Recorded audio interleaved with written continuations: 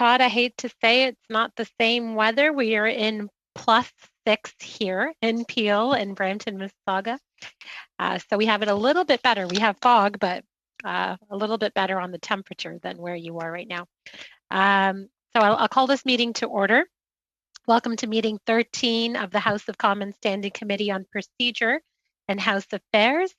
You all know by now that we're meeting pursuant to the order that was adopted by the House on Wednesday, September 23rd, allowing committees to sit in hybrid format.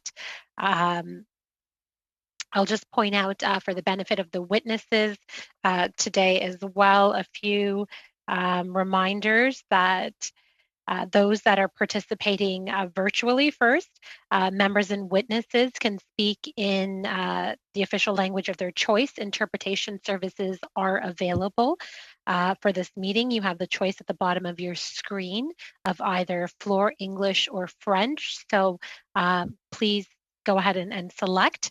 And the floor language is there for those that wish to be able to hear no interpretation, but the language spoken in the original language. Before speaking, click on the microphone icon to activate your mic. When you're done speaking, please put your mic on mute to minimize any interference. So this isn't necessarily automatically done for you. Please remember to do it yourself. And a reminder that all comments by members and witnesses should be addressed through the chair. And should members need to request the floor outside of their designated time for questions, they should activate their mic and state that they have a point of order, or if they are there present physically, then speak into the mic and try to get my attention by stating that you have a point of order. After that point of order is raised, those that wish to speak to the point of order, please either use your raised hand function or try to get the attention, if you're physically in the room, of the clerk, and both the clerk and I will keep a consolidated speaking order. Also want to remind everyone, if you go to your view of the Zoom meeting, if you could set your view to gallery view, it's the most realistic option to what it looks like to be at the big committee table in physically there, and so that you can see all of your colleagues at the same time. And before speaking, just please wait until I recognize you by name. Also remember to speak slowly and clearly for the benefit of the interpreters especially. It's quite challenging, and please do not speak over one another. It's almost impossible for the interpreters to interpret if we speak over one another, so be mindful of that as well. Headsets, it looks like everyone here on today's call has a headset. We've been providing headsets for the witnesses as well. These headsets have been determined by the House administration to be the most effective ones, so please, it's mandatory to wear the headset with the boom mic. And now to start today's meeting, we have been able to get our witnesses into 2 separate panels. Originally, we had it set up with 3 panels, but we had to do some reshuffling because of availability of some witnesses. And so for the first panel, I'd like to welcome Professor Blaise, who's been here with us before as well. Welcome, Professor Blaise. He's coming to us from the University of Montreal, the Political Science Department. And we've got from Immigrant and Refugee Community Organization of Manitoba, Miss Blumczynska. Did I pronounce that okay? Would you like to, for the benefit of everyone and all the members, like to pronounce your last name? Blumczynska. Blumczynska. Okay. Thank you, Ms. Blumczynska, for being here with us today. And then for the Canadian Federation of Students, we have Nicole Brianis. Thank you for being with us today. Did I get your name right? Perfect. Thank you. Okay, perfect. Thank you. And she is the Deputy Chairperson for the national organization. So welcome to all of you. Each of you have 5 minutes for your introductory remarks, and we'll start with you, Professor Blaise. Merci beaucoup. Thank you very much. And I'd like to thank the committee for having invited me to share some observations regarding recommendations to the government in the case of a federal election during a pandemic. I have 3 short observations to make. The first is this. I think that there should not be elections this year. We have fixed date elections, and the next election is set for October 2023, not before. Sorry to interrupt. Issue with the sound? Yeah, we're getting the interpretation at the same volume as the floor sound. Like it's coming through the 2 are the same. Maybe It's just the. Madam Chair, it's Mr. Clark. Yeah, yes. We can't hear you. You're on mute. Okay, Madam Chair, can you hear me now? A little bit. Yeah. Okay. Go ahead. We'll look into what the issue is here. If you can just suspend for maybe very briefly, hopefully. Okay. All right. We'll just suspend for a minute, hopefully. Usually they're very quick at resolving.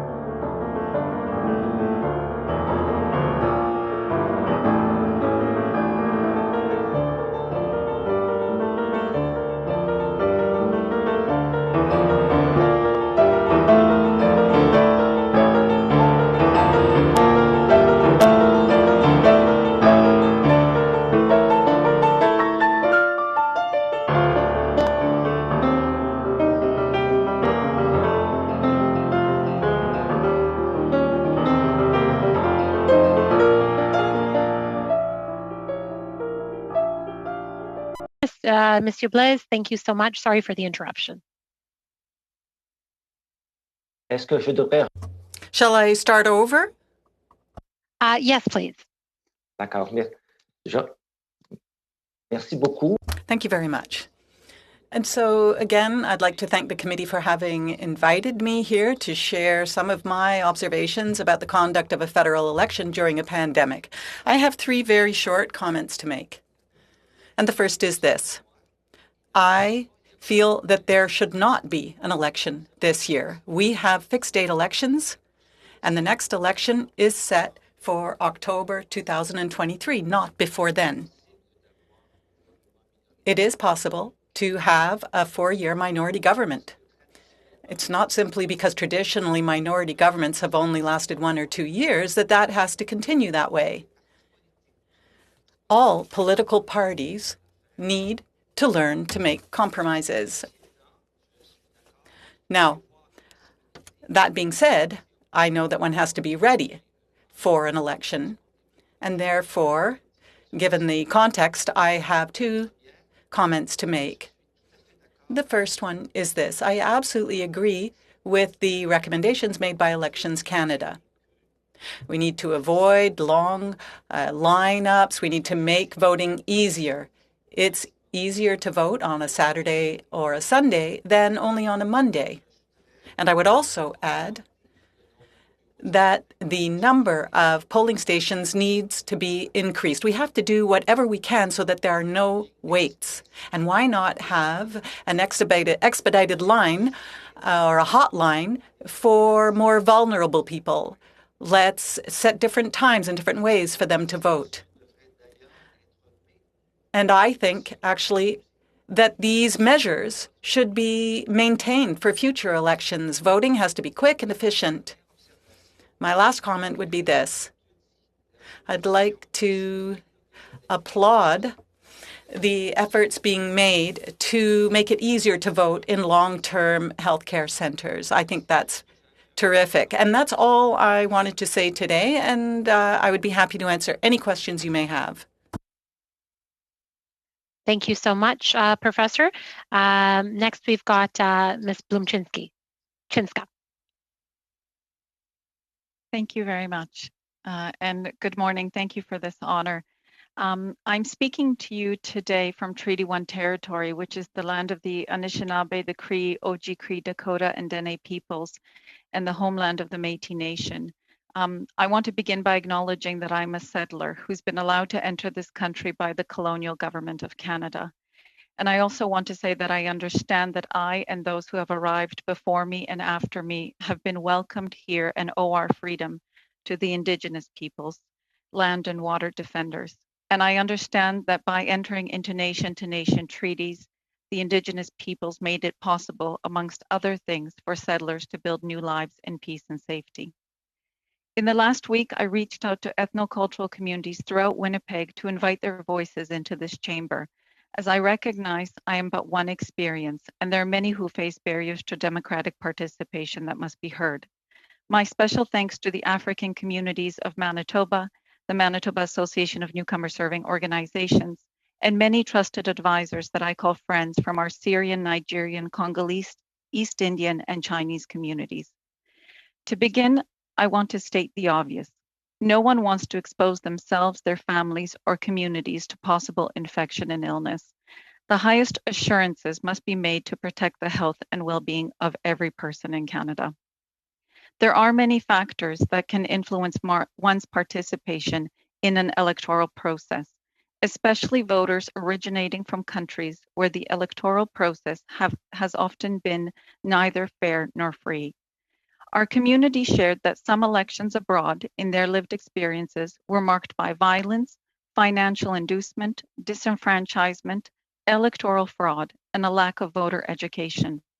This made people believe that their votes did not count, and it ultimately led to voter apathy and low turnout. And the governments that emerged from these skewed democratic processes often lacked legitimacy, representativeness, and were not responsive to the needs of the people. This further alienated citizens from governance and democratic process, and a lack of inclusive governance leads to low participation in elections. So the first challenge is to overcome apathy and the belief that individual votes do not count. Regrettably, as many refugees and recent immigrants wait for years to become citizens, as permanent residents, they're not eligible to vote. This inevitably affects their participation when they finally do become citizens and can exercise this right. There's a growing movement across Canada in municipal and provincial elections to extend voting rights to permanent residents. After all, they pay taxes, they use government services, and contribute to our communities. The federal government could lead the nation in extending this most critical right to all permanent residents. Secondly, we've seen from recent elections in the United States that mail-in ballots and electronic voting may offer new and safer mechanisms for participation. However, I want to strongly caution you that these options can further disenfranchise those who lack literacy and digital literacy skills. The lack of digital literacy skills especially is a major barrier for many people from an immigrant background. Voting processes in many countries continue to be manual with limited online involvement, both because of low digital literacy and because of a lack of digital infrastructure. At EARCOM, as an example, more than 50% of the adult tenants do not possess the digital literacy skills to navigate the internet confidently, and nearly 34% of families do not have access to reliable IT devices. Thus, building digital capacity of voters in advance of elections is required for everyone to adapt to a new reality of voting in a COVID-19 era. Remote voting cannot completely replace in-person options. For elections to feel politically safe, they must be accessible in a variety of ways and be transparent and available in every community. In fact, in-community options need to increase to accommodate physical distancing and the necessary sanitization. Expanded locations and longer early voting hours will reduce crowding and physical contact. At voting locations in communities with larger immigrant populations, staff need to be familiar with rules regarding language interpreters. They must be patient and be culturally sensitive. For those locations, multilingual signs to direct people are important, such as polling station, wait here, show your ID. Security at voting stations must also be assured, because in the lived experiences of some new Canadians, expressing a political opinion publicly, even if voting is confidential, is an act that can be dangerous. For mail-in ballots with prepaid postage, there must be a longer early voting period with an assurance that every vote postmarked by a predetermined date and time will be counted up to and including Election Day.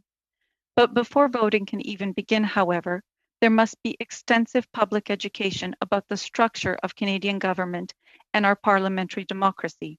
Educational resources should be multilingual and in plain language. Voters have the language skills needed to vote, but it can be specialized language of government structure that poses a potential barrier.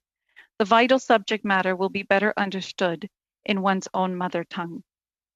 Furthermore, upon arrival in Canada, civic and voter education must be integrated into all orientation programs offered by newcomer serving organizations. These should explore active citizenship and individual responsibility and the importance of participating in governance decision processes even before they become eligible to vote. Lastly, we must partner with ethnocultural community groups to promote inclusive governance and open government. These groups are invaluable communication channels for disseminating information and mobilizing participation. Include people early in the process through participatory budgeting and discourse about legislation. Increase representation at government committees at all levels of government. The more people participate in the governance decision-making process, the more they are likely to take part in the electoral process. Thank you. Does that wrap up your remarks? May I just make 3 very quick points, please? If you can, in 30 seconds. 30 seconds. Yeah. Thank you. I just want to point out that this is a matter of justice. It will cost the country to ensure every measure is in place so that there's the right to free and democratic elections, but it cannot be compromised. This pandemic has created conditions that are ripe for the loss of our basic rights. I believe it is upon this House to restore them and at every cost to protect them. And there should be no person in this land who has cast a vote whose vote is not counted. Thank you, and thank you for this opportunity. Miigwech, merci, dziękuję bardzo. Thank you so much. Ms. Brianis, please. Thank you, Chairperson, and thank you to this committee for inviting the Canadian Federation of Students to speak on this issue. I want to start out by acknowledging the privilege that comes with addressing you today as I ask you to join in paying respects to the original caretakers of the land that I reside in so-called Pickering, Ontario, who are the Haudenosaunee, the Anishinaabe, and the Mississauga of the Credit Peoples. I also want to share my solidarity with all Indigenous land defenders from East Coast to West Coast who continue to fight these protective battles. To share a bit of context, the Canadian Federation of Students is the oldest and largest student organization in Canada. We represent more than 530,000 students across the country, and our membership includes both domestic and international students at the college, undergraduate, and graduate levels, including full and part-time students. Now, I want to emphasize how proud I am of the student voter turnout in the last 2 federal elections. The Federation was a major part of making this happen as we fought for the first on-campus polling stations back in 2015. We saw the benefits of on-campus polling through a 10% increase to youth voter turnout since 2011 and a 60% increase in votes cast at on-campus polling stations during the most recent elections. In consideration of young people as the largest voting population in Canada, we cannot afford for this pandemic to break down the hard-earned progress we've gained in youth voter engagement. This past year, students have suffered from being left behind without adequate pandemic support. As classes shifted online and work became even more precarious, students experienced new and enhanced barriers and challenges to accessing post-secondary education. Therefore, looking forward to elections, financial and accessibility barriers need to be prioritized in considerations for personal and community safety during in-person voting. The first accessibility accommodation that needs to be addressed is extending the advanced voting period to allow for safe in-person voting. This would give the potential for on-campus polling stations to still take place while promoting social distancing measures. The second accessibility accommodation that needs to be addressed is including the option for mail-in ballots.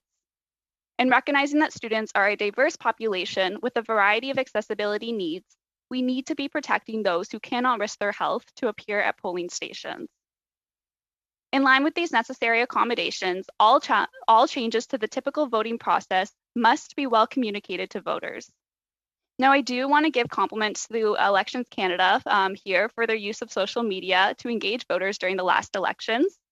But looking forward, this approach now needs to be taken even a step further to create a simplified and streamlined registration method for new and first-time voters. Due to financial and safety pressures, many eligible voters have had to relocate during the pandemic and may not be registered to vote at their new address. So this work should begin well in advance of voting days, and all messaging related to election processes must be consistent and transparent. Additionally, in recognizing that there will likely not be opportunity for door knocking, leader visits, and likely fewer debates held, there needs to be a nonpartisan virtual space that voters can go to access party platforms for different campaign asks, such as COVID-19 recovery, housing, climate justice, healthcare, universal basic income, and upholding treaty rights for Indigenous peoples. In recognizing that many students do not have access to cable and/or limited access to internet, this needs to be a user-friendly, cohesive website that young people can utilize to easily access this information and feel empowered to make a well-informed decision. The final consideration I want to give focus to is protection of election staff. Polling station staff and volunteers are frontline workers and critical to our democratic process. Therefore, it is integral that the health and safety of everyone in these roles is a top priority through ensuring necessary personal protective equipment for every election personnel and voter, and that workers are fairly compensated. Overall, this pandemic has already taken too much, and we appreciate being invited here today to engage in these important conversations. We've already seen how addressing barriers to youth participation in elections directly translates to representation of youth issues through our votes. And it is critical that we keep this momentum going because in a just social and economic recovery from COVID-19, youth representation and issue prioritization will be critical in rebuilding Canada. The Canadian Federation of Students appreciates being a part of this consultation to address these needs, and I look forward to your questions. Thank you. Thank you for all of your opening statements. We learned a lot just through those, and we'll start with our formal question rounds. The first round will be 6 minutes to each party, and we'll begin with Ms. Vecchio, please. Thank you very much, and I appreciate all of the words that everybody has brought forward today. I just want to start off with Mr. Blaze. You indicated that you applauded some of the things that have been done for long-term care homes when it comes to making sure that they have the opportunity to vote. Can you just highlight some of those that you had noticed that were very effective, please?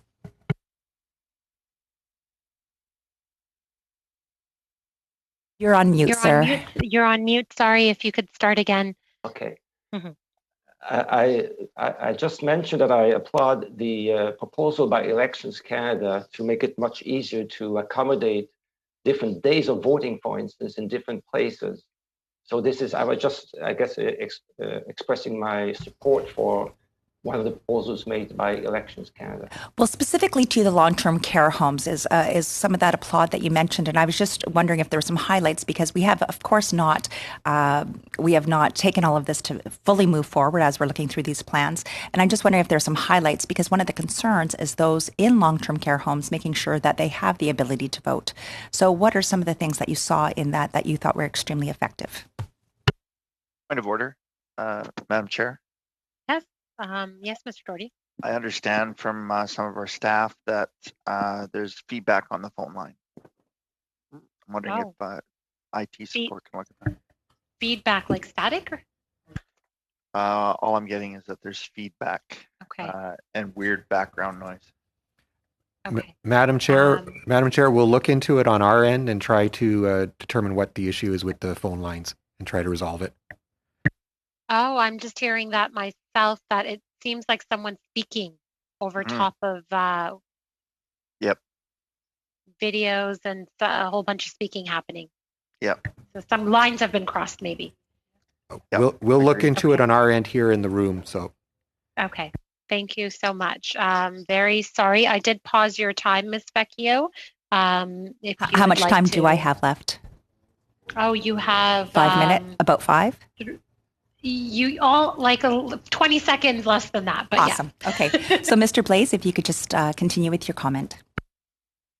Yes, I just mentioned that I guess in preparing my presentation, I just look at the proposals made by Elections Canada, and I just reacting to these suggestions.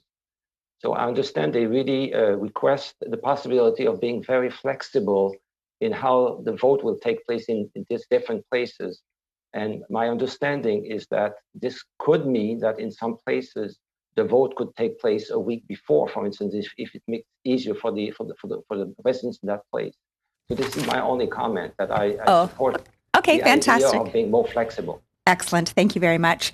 Moving on, Mrs.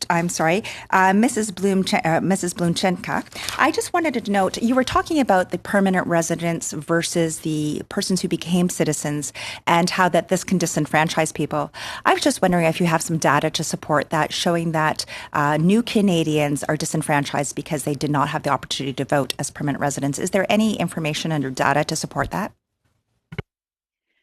Well, in terms of municipal and provincial movements towards that, I just want to look at the federal, what we're doing federally. I recognize, I know the rules of what they do municipally, but I'm looking at federally, just looking at that data. That's what I'm really interested in.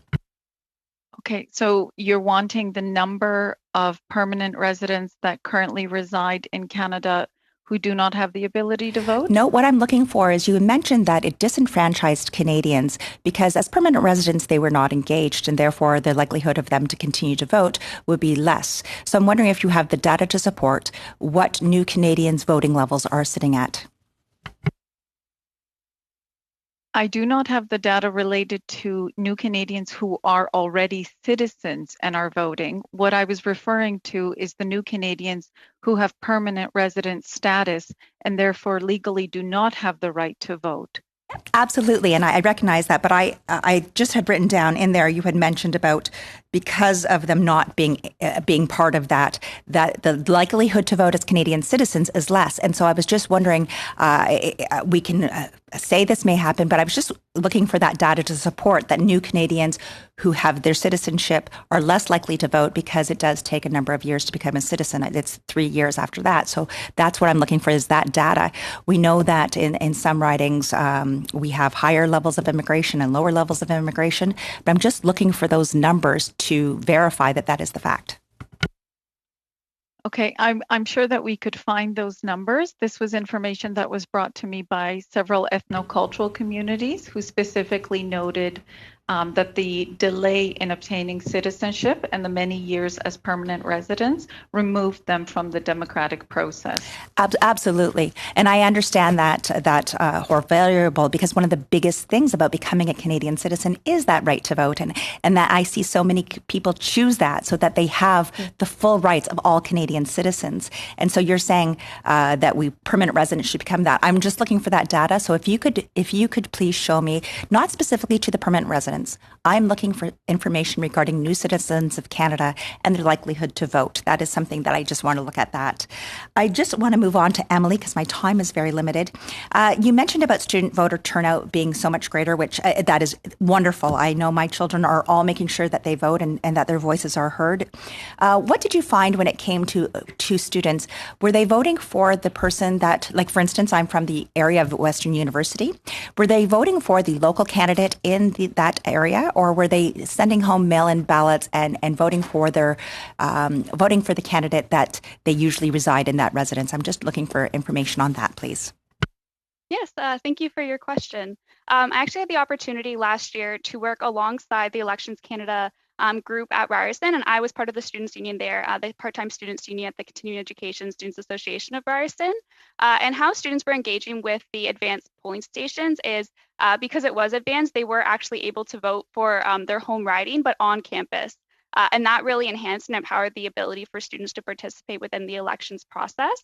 What we did find as well is that students were really interested in the core issues that candidates were talking about, which is where I said that piece about having some type of nonpartisan central platform that students could go and access to in order to learn more about their candidates is really important because oftentimes it falls back on student unions or different union groups to take on that work. And for the reliability measure, it's really great to have that coming from the government and Elections Canada itself as well in presenting information in a nonpartisan manner. But when it comes to how folks were voting, yes, it does come back to the fact that on-campus polling stations are advanced polls. So regardless of what your riding is, you are eligible and able to both register at the polls there, as well as cast your ballots at the polls there. Amazing. Thank you so much, Emily. Thank you. Mr. Alghabra, please. Good morning. Thank you, Madam Chair, and good morning to our witnesses. Thank you very much for being here today and for your insight. I want to ask a couple of questions to all three of you, and maybe I'll start with, so our role here at the committee is to finalize recommendations to government and to Elections Canada on the probability or the chance of an election during a pandemic. And one of the things that all three of you refer to is the possibility, increased possibility of using mail-in ballots by voters. So are there any recommendations that you may have for us to offer to Elections Canada in preparation for that potential increase of mail-in ballots? What should Elections Canada be aware of as we expect more people to use mail-in ballots? So maybe I'll start with you, Mr. Blaise. Thank you. In fact, I don't have any expertise in mail ballots. So I don't have any clear recommendation for Elections Canada about exactly how this should be done. Clearly, there will be a lot more, and they have to have special care in making sure that there is no fraud, for instance, and so on. But I don't have any specific recommendation to make. Okay. Ms. Blumczynska, maybe from a voter's perspective that you're representing here today, what do you think Elections Canada should be prepared for? Thank you. I believe that Elections Canada needs to prepare multilingual resources that explain how to use the mail-in ballot in order for voters to know exactly what they need to do and by when they need to mail the ballot itself, so that the instructions are very, very clear and are provided to ethnocultural communities in their first language.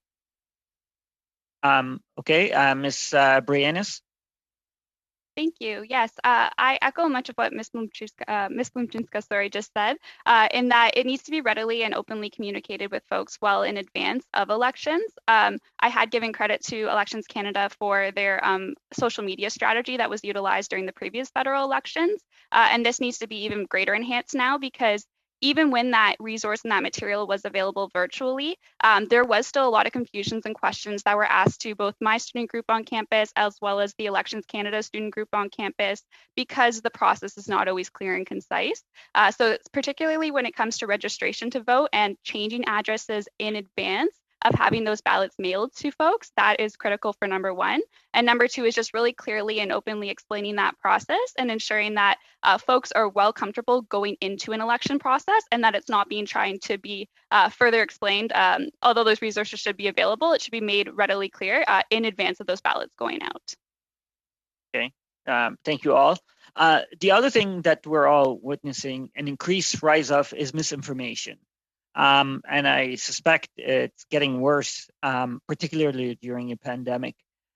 Is there anything that you think Elections Canada can do to raise awareness about misinformation, to combat the spread of misinformation? So again, back to you, Professor Blaise, maybe. I'm really sorry I don't have any clear solutions for this. I'm really concerned about this as well, very much concerned. In fact, I'm involved in a study about social media misinformation about COVID. I think it's a huge challenge, but I haven't thought this through, so I don't know exactly what else Election Canada should or could do. Thank you, Ms. Blumczynska. Thank you. I think it was mentioned by another speaker previously, but I believe that a nonpartisan platform that summarizes the various positions of the different parties, which could be under the care of Elections Canada or another body with authority to oversee it and to ensure that it is correct, could then become a single source of information. And then that way, community members across the country could be directed to that one single source of truth. Yeah, I'm not just worried, honestly, about how platforms are portrayed, but also the election process, how people can vote, where people should go to vote, all that stuff. Is there anything that you think Elections Canada can do other than focus on spreading the correct information? Well, I think a great deal can be done through the ethnocultural community. So I think there is a tremendously strong web of communities across the country who are interconnected and who are very invested in everyone having participation in the democratic process, who can be utilized in order to help direct community members to accurate sources of information. I think the more information gets out to communities, the earlier that it gets out, the more language accessible that it is, including plain English and plain French translation, that will increase people's participation and their understanding. I don't know if there's time for Ms. Brianos. Ms. Brianos, do you have any thoughts on how can Elections Canada combat the rise of misinformation? I would just say... Yes, you have 30 seconds. Thank you. I would just say disseminating information to different groups, and then we can then further disseminate that information to our members is super helpful and super great in how we navigate conversations with folks, as well as then if there are questions that come to us, we have clear and concise answers that we can provide on those measures, as well as having a direct space that we can, or a space that we can direct folks to if we do not have those answers. So just making sure that that process is very clear and concise and easy to follow, I think it is extremely helpful in ensuring that folks are receiving the correct information. Thank you. Thank you all. Thank you, Monsieur Terrien.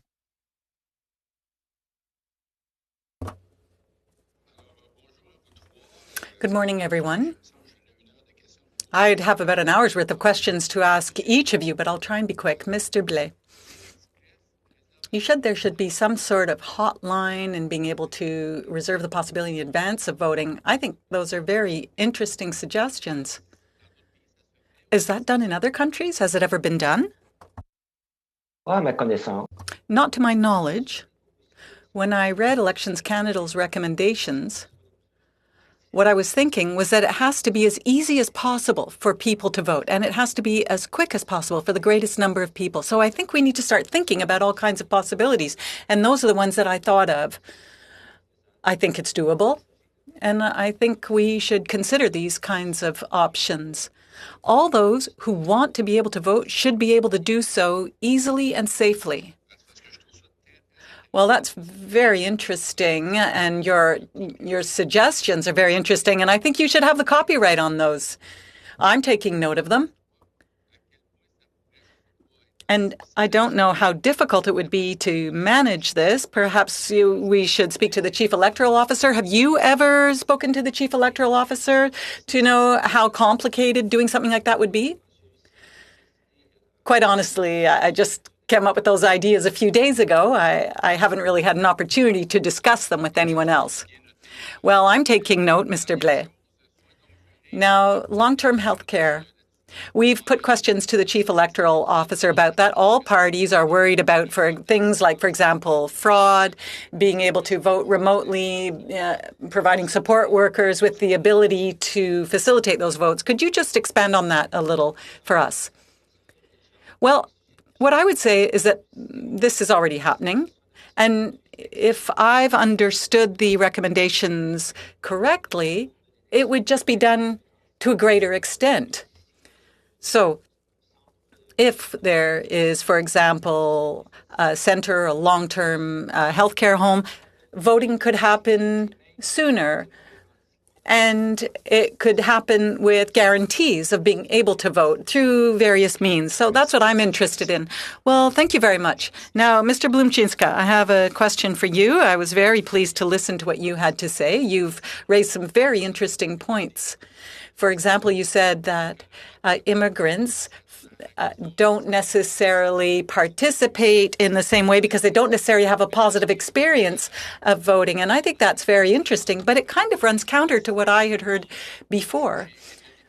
I was a member in the Quebec government before, and what we found was that actually immigrants tended to vote even more so because in their country of origin, they had perhaps not had the opportunity to do some. And so they found it to be such an important thing to do. They were truly using their right to vote and in huge numbers. So when Ms. Vecchio asked her question about the participation level, I too would like to see what is the more important impact, because I think that if we have a longitudinal look at the life of an immigrant, what we might be able to see is what happens at that first ability to vote and if that improves over time. So I'd like to hear your thoughts on that, these two sort of counter observations, and that perhaps we should be looking at this more closely.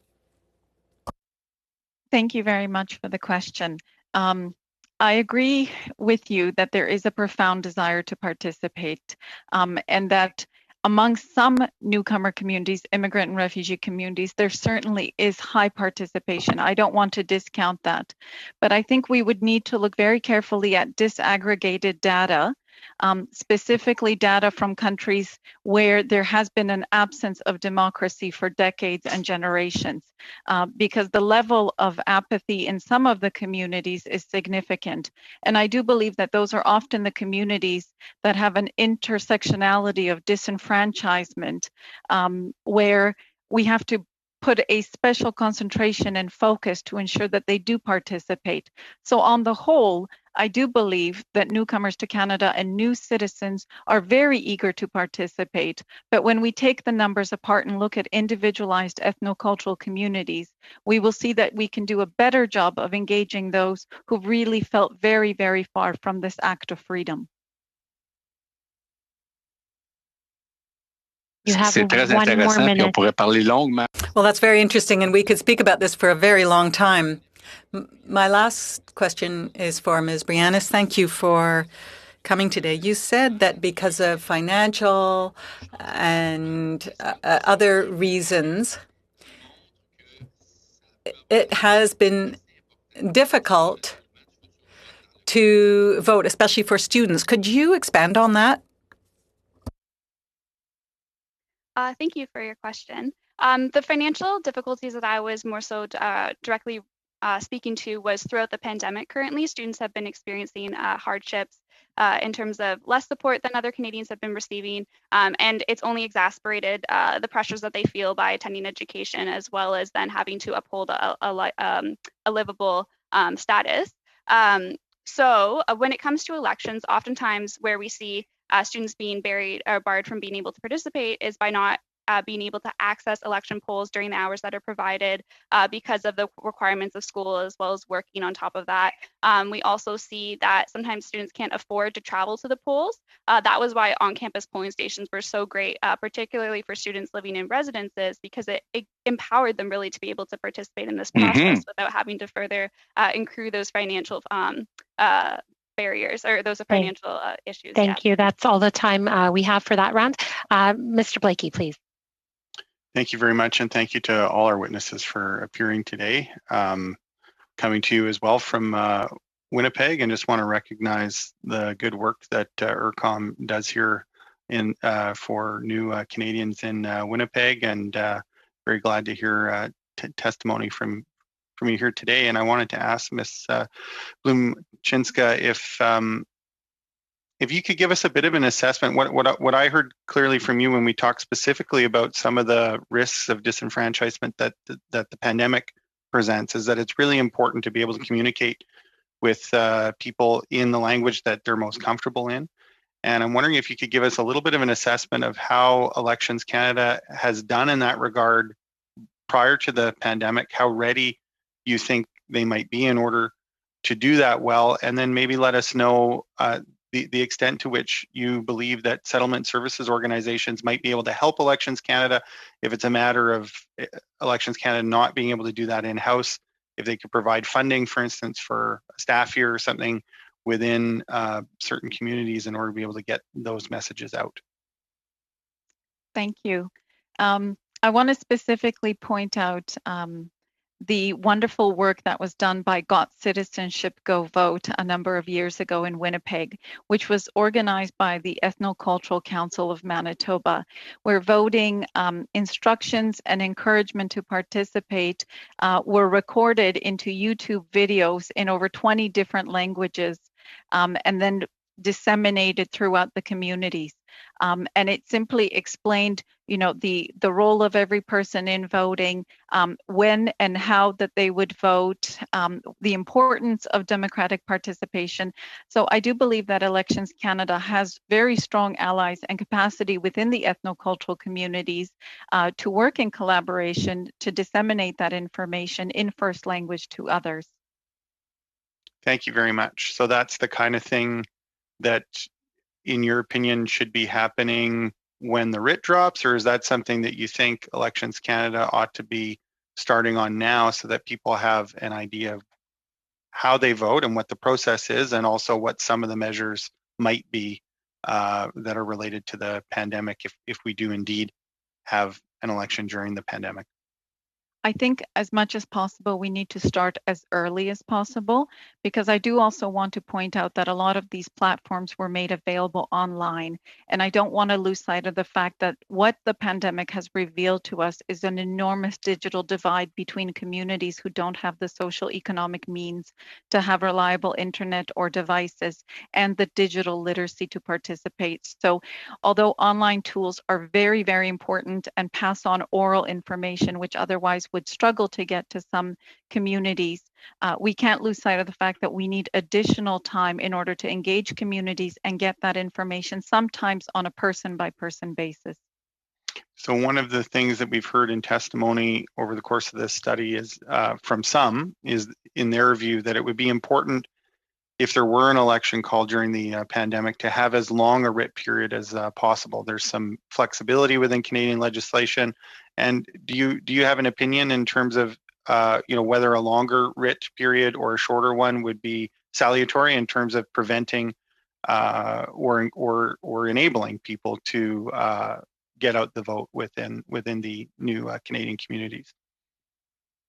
I would agree with my learned friend, Professor Blaise, that the longest period possible would be the best service to all Canadians. Thank you very much. I wanted to ask Ms. Bryanis, we've heard that there may be less opportunities to vote on campus if we were to have a pandemic election. I'm wondering, I know you've spoken to some of the real challenges that students face in terms of costs for transportation to get elsewhere. We know that many students are engaged in remote learning. Do you think there continues to be value in making on-campus voting services available? And could you speak a little bit to that point, please? Yes, thank you.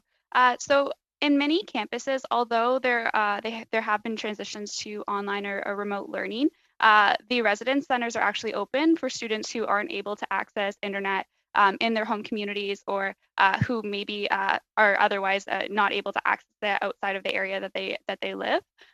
So I think for those reasons specifically, it would still be beneficial for on-campus polling stations, and recognizing also that community members are able to access them too. It's not only students that benefit from that.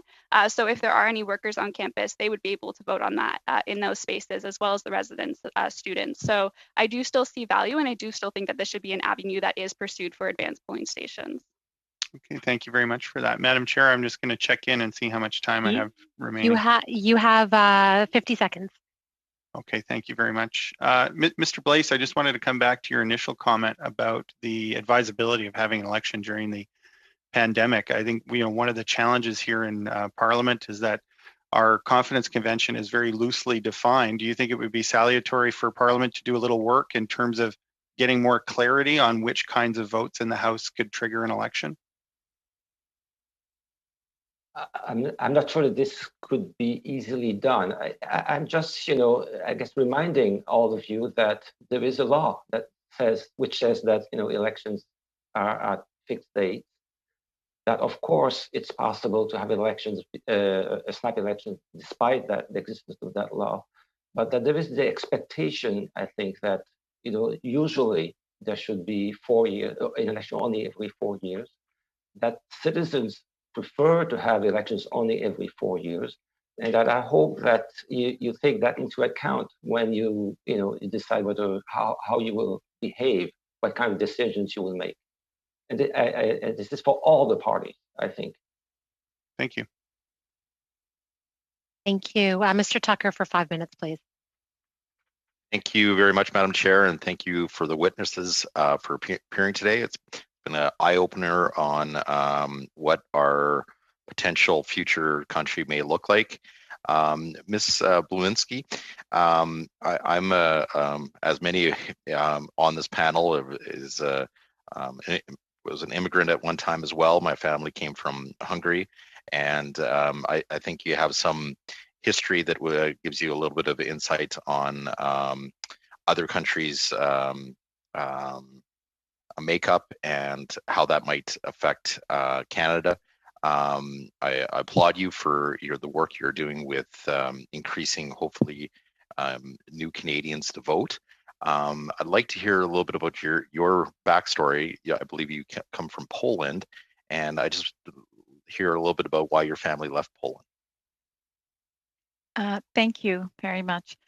Just very briefly, I arrived in Canada in October 1989 as a privately sponsored refugee. My family and I left Soviet-occupied Poland in about mid-1988 because of the civil unrest, and we spent just over 14 months in a refugee camp in Germany before being resettled here. In the 7.5 years that my mother lived in Canada before she passed away, she was only able to vote once in a federal election. And in fact, it was the one and only time she had voted in a free democracy. And for her, that democratic participation was the height of civic duty that she imparted on us, because it was that ability to exercise our voice and shape the future of our country. Interesting you bring up free democracies, because there was voting in Poland in the 80s. And did your parents share what that experience was like, that democracy? Well, that democracy, that was not exactly a free democracy, and those were not exactly free elections. I think it had the facade of elections, but certainly at that point in time, there was a suppression of the media, there was suppression of civil rights and the ability to gather, as well as the ability to disseminate information that ran contrary to the government's narrative. There was obviously a significant movement, Solidarność, which was fighting for a democratic and free Poland. And it was not entirely viewed that participation in an electoral process was something that one did safely, with the knowledge that it would remain confidential whichever way they voted. So an act of voting was considered an act of defiance and civil disobedience. Wow. And back then, I suspect you talked about the media would have been state controlled or paid for, and the government would release, here's your list of approved candidates, I suspect, or platforms, and you get to pick which one it was. So not a direction I think that is good for democracy at all. The goals back then of communism would you say were right, but the implementation was obviously wrong? I'm not sure that I can comment on the goals of communism, because I was born about 6 months before martial law was introduced, and I grew up in my most formative years in a country that was fraught with poverty and food stamps and insufficient freedom. So I don't know that I can speak well of communism from my own lived experience. But the variation that people talk about is like a democratic socialism that just wasn't done right. Would you agree with that statement? What I would agree with is that I think that the role of government is to be centered on the best interests of the people, and especially the people that are left behind. So the 1% that certainly isn't at the top, but the 1% that is silenced and is forgotten and is neglected. And so I think everything that is built in terms of government and structure has to serve those who are the most kept from power and from privilege and from voice. And in the country in which I grew up in, there was, again, the appearance of solidarity among communities, but there certainly wasn't equality, and there certainly wasn't the ability to author one's own life or have self-determination. Yes, it's stories like that that we hear that are very fearful of drifting back into a time when government controlled everything and democracy that is out there. Just changing gears quickly to Professor Blaise on the role of government and responsible government. You talked about allowing or having elections during pandemic and how that's a bad idea. Does that go against your view of responsible government? And is that kind of where those thoughts come from? And or what is your view on what is responsible government? And unfortunately, we're over time, and maybe Dr. Blaise, well, I don't know, we only have one more questioner. So if you could maybe get it in somehow, Mr. Gerritsen, you're next. Unfortunately, I won't have enough time to that. I did want to ask each of you a question, so I'm going to have to ask you to be as brief as possible. Mr. Andre, you had indicated that you said there's an expectation that a government will last 4 years. I agree. Governments, minority parliaments should be able to work together. But when you say there's an expectation of it, who's expecting it? I should specify there is sort of the expectations in the law. When you have a fixed date elections, basically yes. there is a norm there. That's all. Yes. Yeah. Okay. Perfect. That's what I wanted to clarify. Thank you, Ms. Blumczewska. I'm sorry if I'm saying that wrong. You had indicated that you believe that there should be the longest writ period possible, but based on your comments, what I actually interpret you to mean is that there should be the longest voting period possible. Is that correct? I would say that both are critical. So both the writ and the voting process, all timelines need to be extended to increase participation. Okay. And then just going back to that comment that you had with Ms. Vecchio and Mr. Therrien, you talked about permanent residence voting, and I realize that this is outside the scope of what we're studying right now because we're talking about an election during a pandemic. But I must admit, I also was concerned that perhaps that I know a lot of immigrants that have come to my community who just relish the democratic process and want to be part of it and are probably more active than a lot of people I know that have been in Canada for generations. Your comment about, and I know Ms. Vecchio asked for data, but your comment was, I just want to understand, was that an anecdotal observation or is there actual data out there to support that? Well, I just looked it up and I would need more time to find the research, but there is data with respect to past elections and participation by place of birth, yes. I would really love to see that. I do admit I'm very reluctant because I think that becoming a Canadian citizen comes with certain rights, and the right to vote is one of those. And I know based on my observations, both my parents immigrated from Holland and Italy back in the 50s, and their parents were very eager to make sure that everybody became a Canadian citizen as quickly as possible so that they could participate in the democratic process. And I'm wondering if you think that might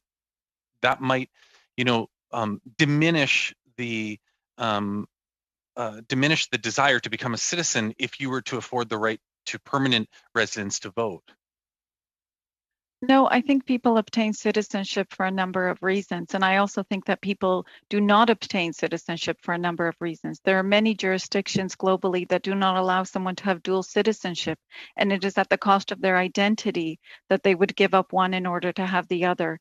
So sometimes people simply choose that they cannot do it, in which case they live in Canada for decades and are not able to participate. Well, I hope we study this in some other capacity that we can explore this more thoroughly with you, because I'd really like to understand that better.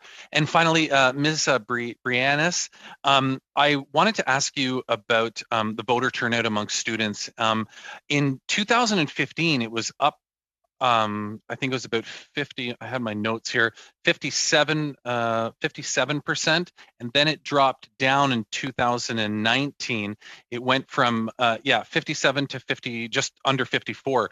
Do you have any sense as to why more people voted in 2015 versus 2019 in that age group, 18 to 24? I don't have exact reasons why. I can give speculations as to why. Sure. I know that in speaking with students during the last elections, there was a great deal of frustration in terms of interactions with the candidates that were present. I know that students have felt a disconnect between what they are talking about and what candidates are actually putting forward. So I think through that element, there is a lack of investment in the causes that are being talked about. Last election, climate justice wasn't even deemed to be a top of conversation that could be approached within the elections because it was deemed to be political rather than an actual issue that's being addressed. Any suggestions on what can be done by Elections Canada to improve that and to continue to get an upward trend on that number? I would suggest that having that central place that students can go to access this information would be a huge benefit and a huge step forward, I would say. Students are really busy. Honestly, I know that sounds like an easy excuse, but when it comes to platform or parties putting forward these 100-page documents about what they want to do within their terms, that's not accessible. There needs to be simple language and simple ways to interact with the election so that students are feeling empowered and that they do feel like by contributing, their voice will matter, because I think that hasn't been there the last couple of years. Thank you. Thank you. I think that's all my time, Madam Chair. I do have more if you want. Thank you. So actually, that's all the time we have for all the witnesses. Thank you so much. I'd like to thank you for your participation today. It was really great testimony that we were able to get out of your opening statements and the lines of questions. So I do think we have, Mr. Clerk, all the other witnesses in the room now. Yeah, Madam Chair, I'm just letting them in now. And I'll do a quick sound check for the one witness who wasn't here earlier, and then you'll be able to get underway. Okay. Thank you so much once again.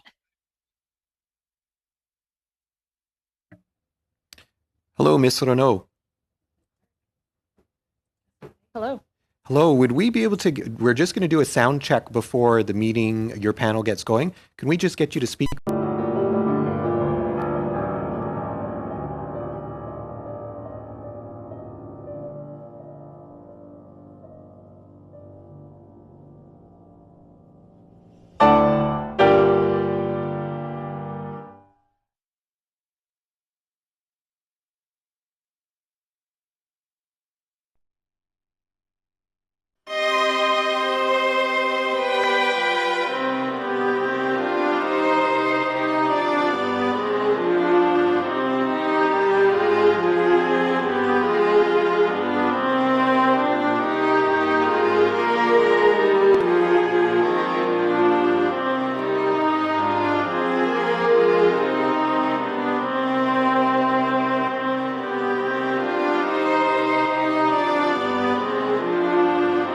I know we've been really tight on time, and thank you for waiting patiently before we begin. So for this panel, we have, well, I guess I should state right off the offset so that we have a smooth meeting. We have interpretation services available at the bottom of your screen.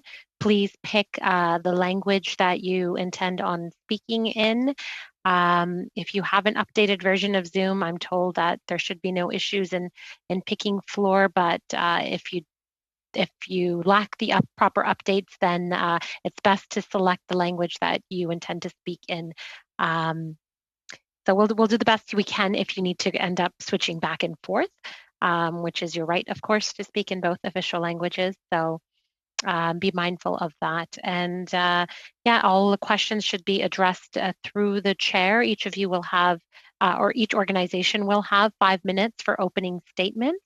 And from People First of Canada, we've got 2 witnesses here today. We've got Mr. Earl, the president, and we have the executive director, Ms. Fletcher, with us here today too.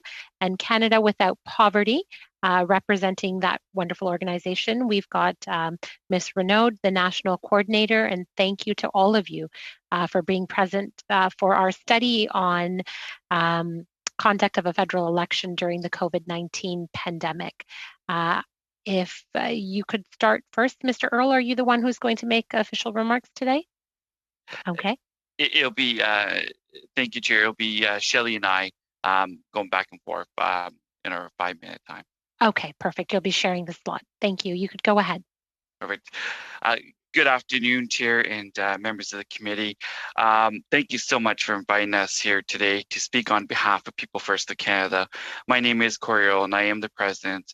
I am joined here today by Shelley Fletcher, who is our executive director. People First of Canada is the national voice for people labeled with an intellectual disability. People First is unique because we are the only organization, nonprofit organization, to have a board made up of people labeled with an intellectual disability.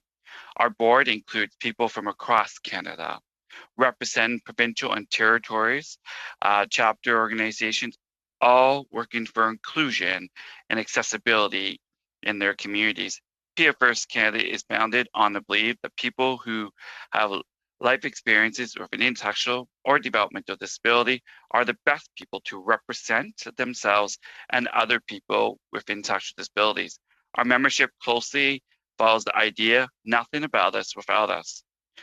Currently, Shelley and I sit on the Elections Canada AGDI Committee Advisory Group for Disability Issues. We have appreciated the opportunity to be part of the national conversation and share our feedback and recommendations with the committee. People First Canada, who has also worked with Elections Canada on the ground during the past 2 federal elections, we've been contracted to raise awareness and inform people living with an intellectual disability on where and the ways to register and vote.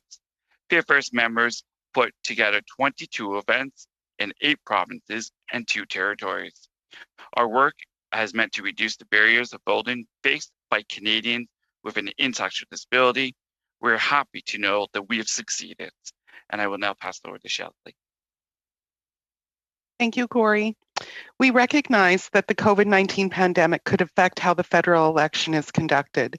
The special report by Canada's Chief Electoral Officer highlighted 3 main challenges as the provision of accessible, safe, secure voting services, the availability of election workers, and the availability of poll locations. We acknowledge that these would be challenges for everyone, but we know that they will have an increased impact on the people we are here advocating for today. Voting can be a challenge for people with intellectual and or developmental disabilities, even without a pandemic. So it's important to consider their barriers to voting. In considering the special report, People First of Canada strongly agrees with the statement, Elections Canada is of the opinion that a variety of voting options continues to be the preferred path. Having a variety of voting options is important to people who have issues with accessibility and transportation. We strongly support having as many accessible polling locations as possible. Accessibility is one of the biggest priorities for our members. Both accessibility around physical space, as well as having a variety of accessible voting tools. We shouldn't sacrifice the number of polling locations across this country or the level of accessibility at polls. While we very much support the suggestion to have 2 days of polling along with an increase to 16-hour days, one concern that may arise is the issue of transportation, particularly in rural communities. We would recommend consideration be given to moving the voting days from Saturday to Sunday to Friday and Saturday.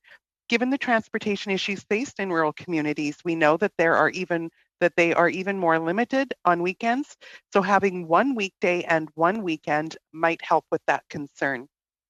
Also, many Canadians view Sunday as a day of worship, so by moving to a Friday-Saturday vote day, it would take the criticism off Elections Canada and the federal government. Along with longer polling days, we support moving to shorter shifts, 2 8-hour shifts. Our membership has specifically said that one of the reasons they don't apply for jobs with Elections Canada is the length of the shift. This would help address anticipated challenges of finding available election workers. Finally, the special report states that facility administrators will be reluctant to allow election workers to operate a poll in the lobby or common areas, so election workers would go bed to bed. We recommend that Elections Canada uses more temporary pop-up voting locations. This has been done on university campuses, so why not increase this to include long-term care facilities, day programs for people with disabilities, and institutions. This could include using movable or temporary structures such as pods that could be placed outside different locations. They could be easily sanitized and they could be easily moved from one location to another, giving vulnerable people an increased opportunity to vote.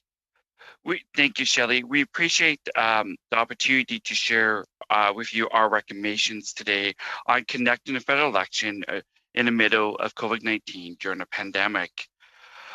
We have come here today to advocate for those who have great barriers to vote in, but who are also people who have the right to contribute to the election process in a safe and accessible way. We hope that our comments will be helpful for the committee so that Canada can support a federal election that is accessible and safe for all citizens. Thank you. Thank you. And that is exactly our intention of inviting you here today, to make sure that we have a broad scope of perspectives to make sure that everyone is included. Next, we've got Ms. Renaud, please. Thank you, Chair, Co-Chair Clerk, and members of the committee for inviting me to speak today on behalf of Canada Without Poverty. For 50 years, CWP has represented the interests of people living in poverty and has been led by people who have personally experienced poverty. Our work is guided by our lived experience. CWP operates on the belief that poverty is a violation of human rights, and we seek to eradicate poverty through education and to promote meaningful public policy action on poverty-related issues. People in Canada living in poverty have faced devastating hardship as a result of the COVID-19 pandemic. In particular, women, racialized and immigrant communities, Indigenous peoples, persons living with disabilities, young adults, seniors, and folks living with intersectional identities have suffered the greatest impacts to their health, employment, housing, and overall well-being. These communities in the past have also faced barriers exercising our most fundamental right as citizens, the right to vote. CWP recently launched our Poverty Pandemic Watch project and released a report identifying the various areas that pandemic relief policies have failed to address, including loss of income or reduced income, limited housing and emergency shelters, and food insecurity during the pandemic. Our findings detail the profound hardships that diverse communities in poverty are experiencing during this pandemic, and these unique stressors can prevent people from feeling empowered in voting in an upcoming election. So the following are our recommendations to safeguard and enhance voting participation for voters in poverty. 1. Maximize the capacity to process and receive mail-in ballots in order to make voting accessible to those with shift work, living in remote communities, or needing to practice extra precaution because they or someone in their household are at greater risk of severe COVID-19 symptoms. 2, extend early voting periods to accommodate those who are self-employed, again, are in shift work and may be unable to vote during the official voting days. Moving the voting day to 2 8-hour periods on Saturday and Sunday is a good step, but we feel that it ignores precarious part-time shift workers who are more likely to work on weekends and are less likely to feel confident in confronting their employers to leave work early or for a long period to go vote. Further, it can be a barrier to single parents with school-aged children. we recommend extending official voting days to 8-hour windows on Saturday, Sunday, and Monday, importantly, including a weekday in the voting days. As our other witnesses have noted, translating information about party platforms and candidates to languages other than English and French will be essential, in distributing these materials to communities where English and French are not the first language of the local population. Similarly, translate all voting instructions into more languages and ensure public health guideline signs at polling stations are translated based on local language demographics. 6, allow incarcerated voters to request information about their local MPs and party platforms in order to overcome the barriers they face in accessing localized news media while incarcerated. 7, and lastly, ensure shelters, food banks, and service centers can act as polling stations as long as they can meet those health guidelines for physical distancing, and this will encourage voting in extremely marginalized and impoverished communities. Of all our recommendations, CWP would like to stress the importance of mail-in ballots in ensuring voters in poverty can vote, as they do not require voters to miss work, travel to polling stations, and risk COVID-19 transmission. Anti-poverty advocates across Canada have expressed that mail-in ballots will be key to engaging people in poverty to vote, both during the pandemic and in future elections. Making voting processes, instructions, and information as accessible as possible is necessary for encouraging and empowering marginalized and disadvantaged people to participate in our democracy. It is vital that they exercise their right to elect leaders who they feel will represent and fulfill their needs as marginalized citizens. I thank you again for your invitation today and welcome any questions from the committee. Thank you. That was excellent. We'll start with our first round, our 6-minute round with Ms. Vecchio, please. Thank you very much. And thanks for everybody coming today to provide some additional insight. I'm going to start off with Canada's Without Poverty. I was fortunate enough to work in a constituency office for a number of years prior to becoming a member of Parliament. And a lot of times when I was dealing with government services, one of the biggest challenges people had was getting proper identification. What types of methods do you have to help people get that identification that they need? I know, you look at expired health cards or loss of birth certificates. I know many churches have come and assisted with some of those additional costs. But what is your protocol to make sure people have appropriate ID so that they can even go to the hospital and get served? Thank you for that question. So Canada Without Poverty hasn't done extensive research into these issues. However, we have witnessed a lot of people with lived experience noting that they have had issues accessing identification, and this has been particularly stressful in accessing pandemic relief programs. I think just being able to increase awareness about how to access government IDs that allow them to vote. Perhaps mail out reminders to communities in poverty with detailed instructions in languages that are accessible and relevant to those populations. Just outlining the instructions on how to attain these IDs, doing this as ahead of time as possible, as sometimes it can take 6 weeks to 2 months to sort of produce these IDs and deliver them to people. And further allowing, as you mentioned, allowing letting these communities in poverty access these IDs at no cost, as renewing identification can be costly, even if it's only $40. Sometimes this is a big chunk of someone's monthly income. Absolutely, for sure. I remember one time having to get 7 passports just so that my children had some photo ID, and I remember that bill was pretty hefty. And I'm a very, very fortunate person, so I can only imagine if it's kind of getting ID or putting food on the table, that can be very, very difficult. Within the shelter system, and continuing with Canada's Without Poverty, with the shelter system, do you know if there's any framework there that helps trying to get those types of things like identification as one of the priorities? So I know shelter workers can be there to assist people in retrieving their identification if it's been lost, if they've never renewed these identifications. So we have amazing social workers in our shelters that do assist with shelter users in this process. And further, it's great that shelters can be the primary residence where a lot of shelter users can register to vote. So I believe that already there are these great processes in place and great systems in place that are helping reach those extremely marginalized people who are homeless, women and gender non-conforming people who are fleeing situations of violence.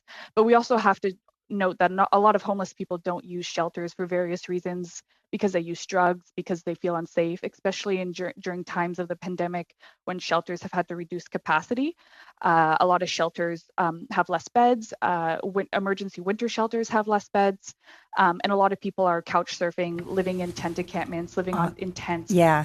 So having sorry. Oh, no, absolutely. And everything you're saying is making sense, because it's one of those things that a lot of times we look at identification. What do people need for identification to be able to vote?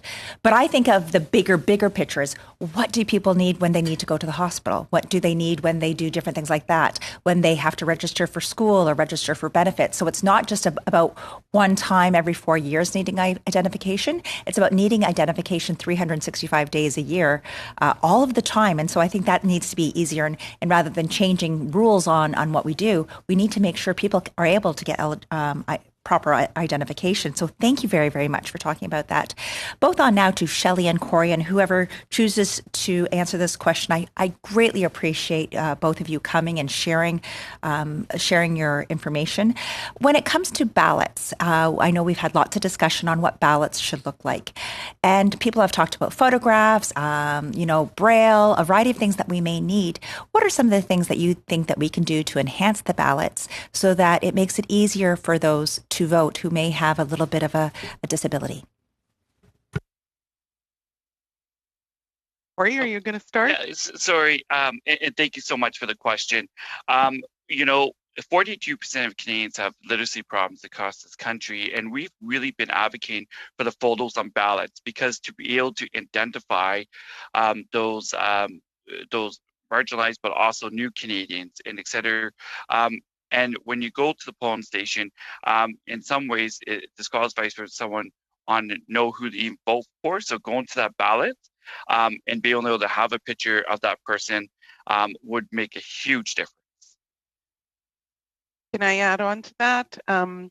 Through the work that we've been doing on the AgD committee, this has been number one on our agenda since we joined Elections Canada, and we talk about it every opportunity that we have.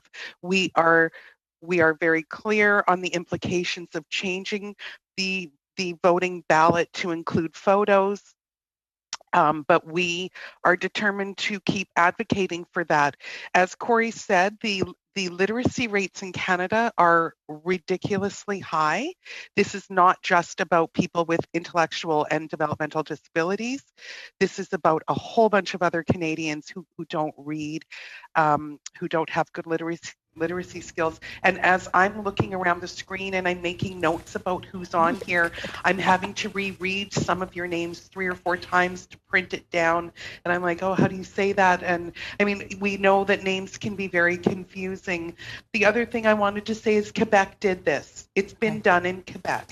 They did have photos on ballots. So we know it can be done. We know that we need MP support to do it. That's one of the things that Elections Canada has come back to us and said is start talking to MPs about it, because we've had conversation with some MPs and they're very opposed to it. They for a lot of reasons. Thank you. Thank you, Ms. Fletcher. That's all the time we've got. Okay. Mr. Turnbull. Thanks, Madam Chair, and thanks everybody for being here today. It's really incredible work that your organizations do, and I just want to applaud all of the efforts that you make to support Canadians. And I've actually heard about your organizations for many years and the great work you do, so I have a lot of admiration for you and the work you do. I have questions, of course, as always, but maybe I'll start with People First of Canada. And Mr. Earl, maybe I'll ask you, in terms of the variety of voting options, generally we look at, physical polling locations, and then we've been talking a lot about mail-in ballots. Are there any other voting options that you would like to see this committee consider? Yeah, thank you so much.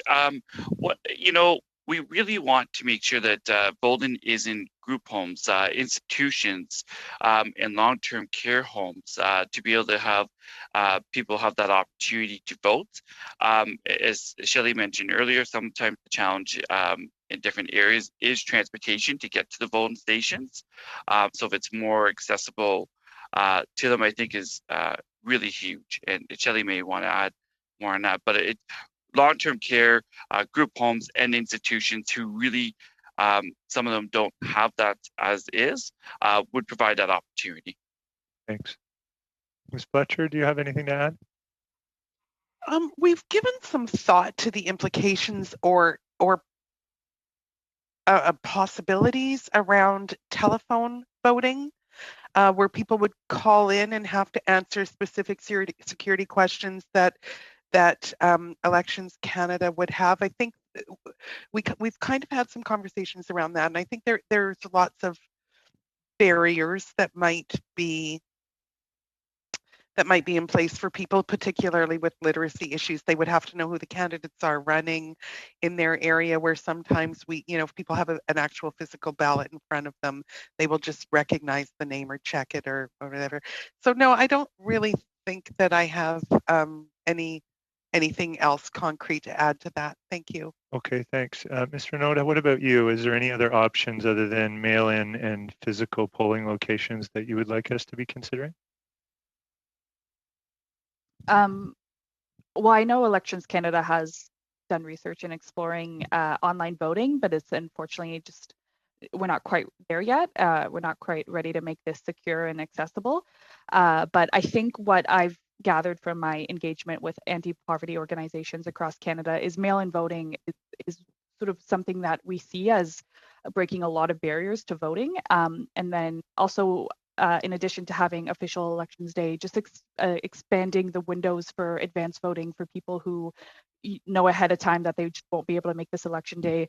Maybe they haven't got around to requesting a mail-in ballot, but know they can access an advanced polling day. Sometimes these are just short 48-hour windows, but if possible, we can expand these. I think that would also be a great help.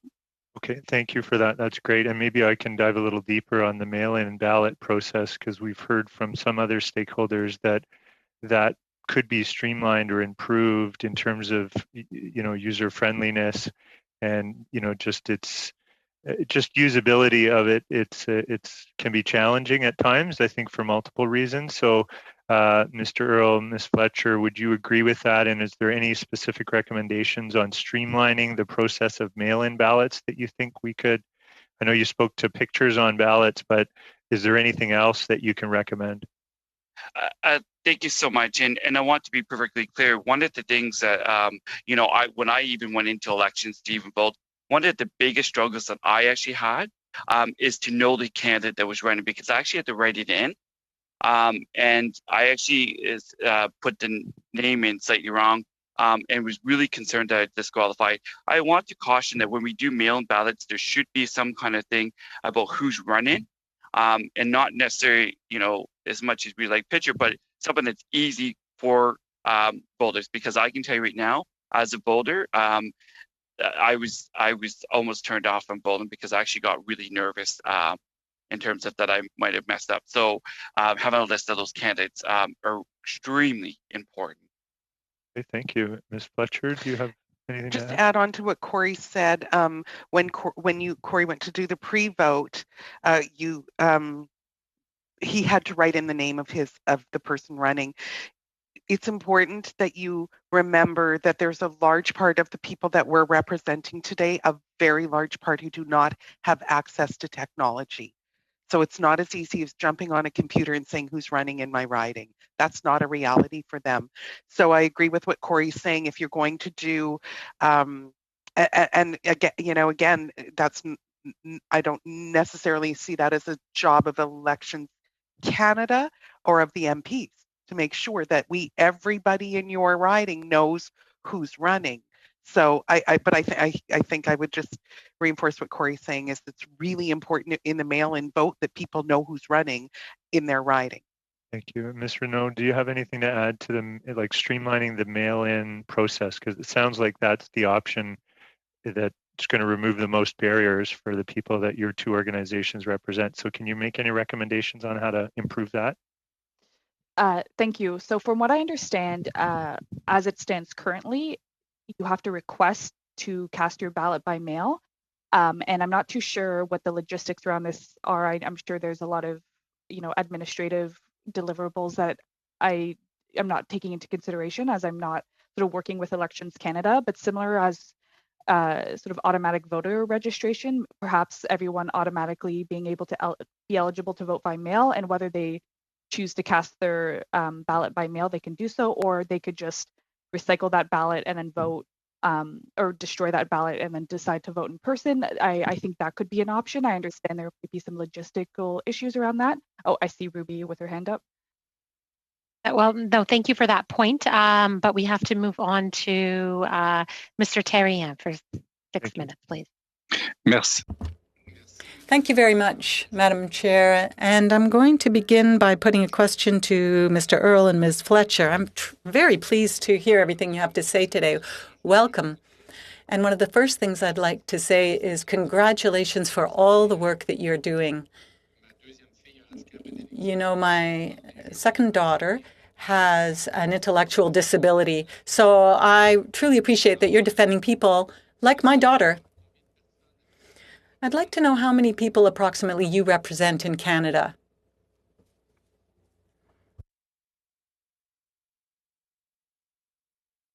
Corey, do you want me to answer that Yeah, one? yeah. Okay, so we our membership fluctuates. We are currently in every province and territory with the exception of Nunavut. Our Nunavut chapter in Rankin Inlet has closed temporarily, we hope.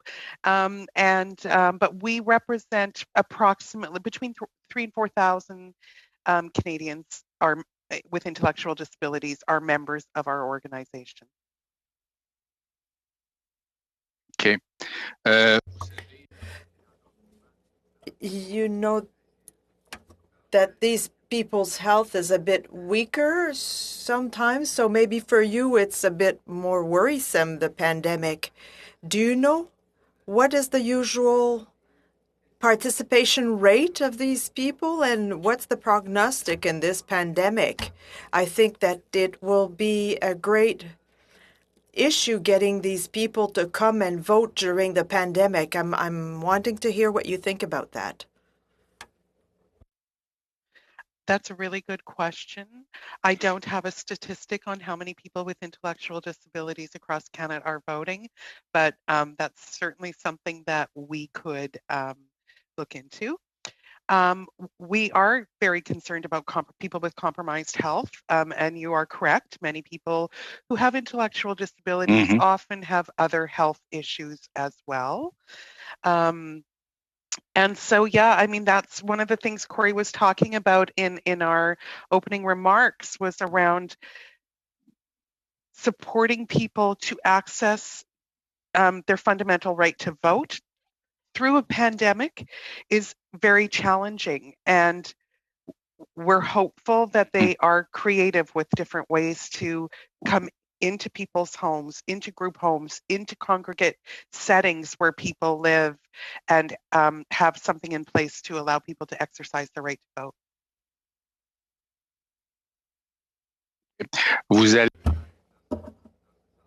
So you're saying 2 16-hour days. I think that having Friday, Saturday is very interesting.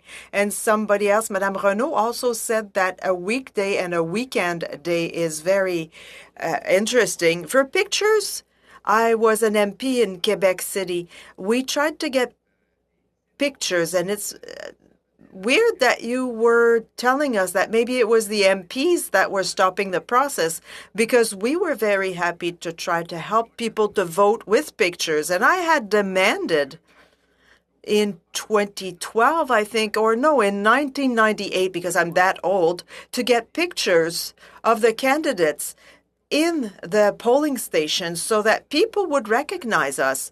by face. I'm surprised it's not happening at the federal level, and I think that we should exert pressure so that it does happen. I don't know what you think about that. Absolutely. I think photos on ballots is extremely important. And we have met with some MPs to discuss this. And as Shelley had mentioned earlier, the whole thing about picture really threw some of them off. But having that, nevertheless, we are going to continue to advocate for this because we believe it is the right thing to do. If we truly want a Canada where every Canadian votes, then we need to make it accessible. And the people that are really marginalized in this is people with an intellectual disability and developmental disability, who are the lowest rate below poverty than any others, and who are facing the struggle today. So we will continue to advocate for that with all MPs to really get party support. And quite frankly, I think all Canadians, majority Canadians, would support that because you're not just the MP with intellectual disabilities, new Canadians as well would benefit. Just to say to add, sorry, go ahead. Soyez assurés que vous... Be assured that I am your ally.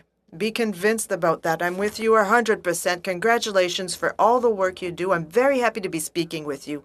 I'll speak to Madame Renaud now. Madame Renaud, very interesting, the platform, the advanced polling, but 3 days of 8 hours per day voting. You'd rather have 3 days for 8 hours rather than 2 more full days? Is that what I am understanding?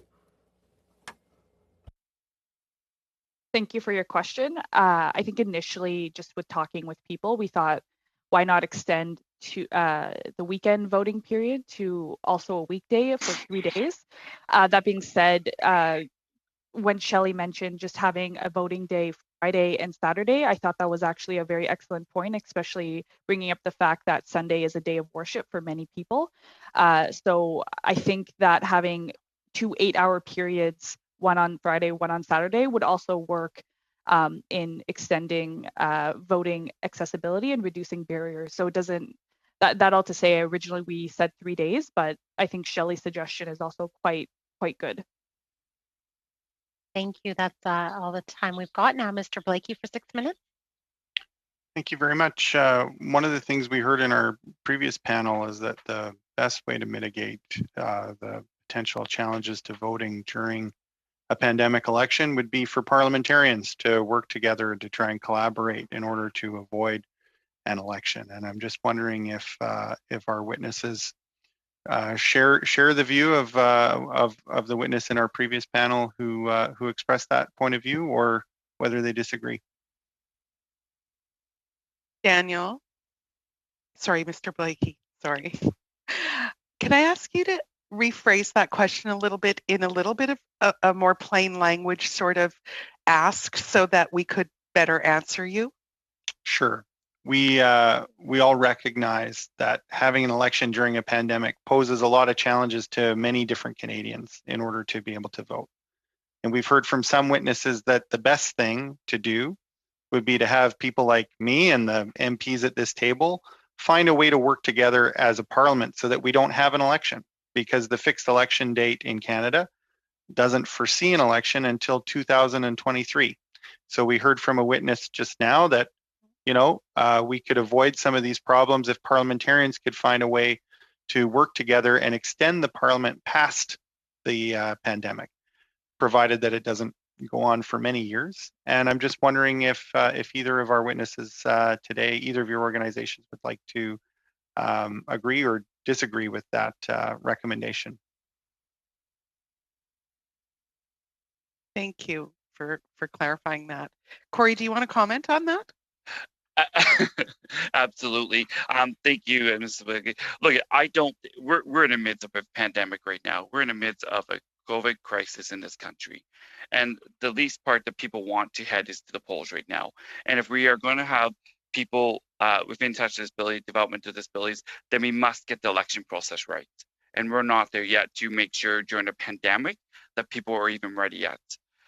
You know, I work at a long-term care. People are dying right now. And the least thing that's on people's minds right now is an election.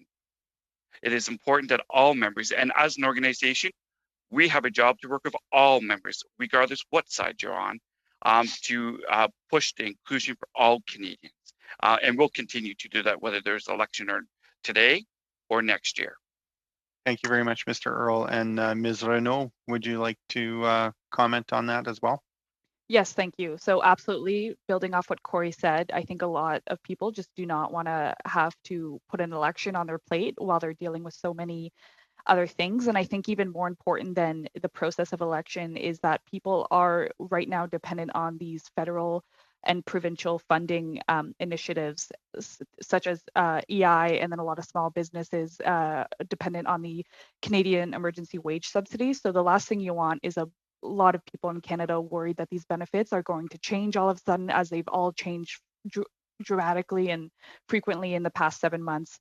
And a lot of people worried that these benefits could potentially cease with the transition to a new government. So I do agree that avoiding an election as much as possible is something that I think the majority of Canadians in poverty and people in poverty are going to support. Thank you. I wanted also to ask, one of the mechanisms for voting that has been discussed by some of the witnesses we've heard has been voting by phone as a way to try and make voting more accessible to people. We've heard that that's something that was done in the BC election, and I'm wondering if each of you could speak a little bit to the impact that voting by phone might have, both pros and cons, for the people that you're representing at the committee today. Yeah, it's Corey here, and thank you, Mr. Blake, for your question. Look, I think the pros is that it would encourage some people that actually do have a phone that can vote and have that as an option, because I think as more options that you have available to Canadians will only increase the voting in this country. On the flip side, we have to remember there's so many people in poverty right now that cannot afford technology, can't afford a phone, and who are struggling, who are using the food banks right now because they can't. And in terms of having a phone, it is like a luxury to some people of having that ability to have that. So that would be the negative upside, that so many don't have that ability to connect, and some that do would absolutely be welcome to. And I know we talked briefly about that earlier, about as an option, but yeah. Thank you, Ms. Renaud. Yes, thank you. And I think Corey brought up an excellent point about people in poverty not always having access to phones. And by voting by phone, I assume you mean like a call in and not a text in, or okay, I just wanted to clarify. So I definitely think that if this is an option, and to be quite honest, I did not know that this was something that happened in the BC election, and I would be curious about the lessons they learned and how effective this was. But you know, I definitely think those who are remote and who do have a landline or a secure phone, this is I can only see this being a positive option to the various ways to vote. Thank you. And Ms. Renaud, I know, like, there are, even in normal times, there are a lot of barriers to people living in poverty voting, and particularly when it comes to Canada's homeless population. I'm wondering, in the pandemic context, what are some specific things that Elections Canada ought to be thinking about right now in order to, use the shelter network as a way of encouraging people to vote safely? What kinds of things and support that shelter network and other actors who are engaging Canada's homeless population might need from Elections Canada in order to be able to minimize barriers to voting? Unfortunately, that's all the time we have. We have such a tight time schedule that we're on today. So I'm sorry I can't be a little bit more lenient like usual. Next, we've got Mr. Tucker, please. Thank you very much, Madam Chair, and thank you for the witnesses today, and more importantly, the work you do representing the different groups, especially in the intellectual disabilities. To Mr. Earl, is there a country that has better programs, be it in this study we're talking about voting, but in general, for people with intellectual disabilities? Is there countries the best in class or best examples out there for a country that actually has better services for people with intellectual disabilities? Thanks for your question. I'm just going to ask Shelley if she, it's that one. Yeah. Okay. Thank you for asking that question. People First of Canada is part of an organization called Inclusion International. So we do work with many countries across the world. And believe it or not, I'm proud to say that Canada is one of the leaders in this area for people with intellectual disabilities. There are many, many countries across the world where people with intellectual disabilities are not allowed to vote. Even in some of the countries that are quite progressive, capacity is questioned and people are not given the right to vote. So Canada is viewed as one of the leaders in the area of intellectual disability and the right to vote. I do believe we live in the best country in the world, so that warms me a little bit that at least in this regard that maybe other countries can take our lead. The pandemic has affected many different things, and just on your organization, has funding decreased or increased by the federal government during this pandemic that either helps or hurts your ability to represent your association? It's Jill. Did you want me or No. Yeah, go ahead. Yep. Our funding has not changed, and in fact, the government we've actually had a small increase in funding to do a very specific project around COVID and people with intellectual disabilities. We've done work on plain languaging. A lot of the news that's coming out about COVID is not written, or the resources, or what does PPE mean. We've done a lot of work over the last 8 months on translating resources into plain language so all people can understand them, and we have been given a little bit of money to do that. Thank you very much. And to Ms. Renaud, I applaud your work and your association with helping people in tougher situations. It's only obvious that COVID-19 has caused probably more people to seek the services and unfortunately are in poverty.